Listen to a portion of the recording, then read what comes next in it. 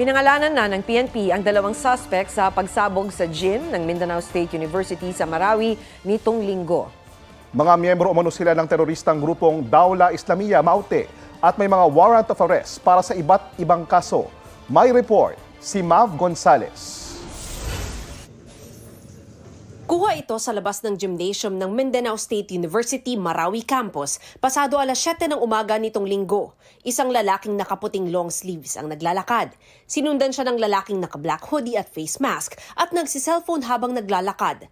Nasa 20 minuto pagkatapos nito, sumabog ang bomba sa gitna ng misa. Sa isa pang kuha ng CCTV, sakay na ng motorsiklo ang dalawang lalaki.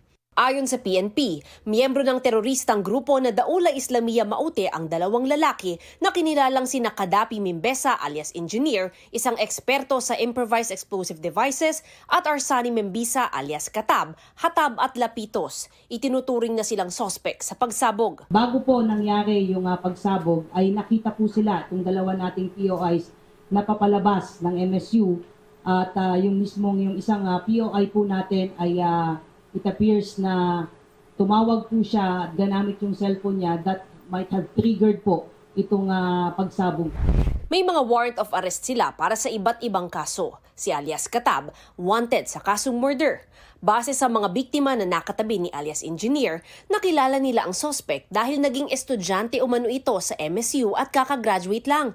Kilala raw siyang mabait, pero nung araw na yon, hindi siya namansin, tila tensyonado at abala sa kanyang cellphone. Nag-alok ng dagdag na pabuya ang gobyerno sa makapagtuturo sa mga suspect, bukod pa sa patong sa ulo ni alias Engineer na 600,000 pesos. Sa isang executive session kanina, nagbigay ng briefing ang defense at security sector sa mga senador. Tiniyak ng mga opisyal na ongoing ang manhunt sa mga nasa likod ng pagsabog. Ayon kay Defense Secretary Gibo Teodoro, vina-validate pa nila ang claim ng ISIS na sila ang nasa likod ng pambobomba. Pinag-aaralan din daw nila kung nagkaroon ng failure of intelligence. We are looking at all angles, no? Open pa yung case. Let's wait for the investigation to lahat naman ng pwedeng gawin, ginagawa ng PNP at AFP. Mav Gonzales, nagbabalita para sa GMA Integrated News.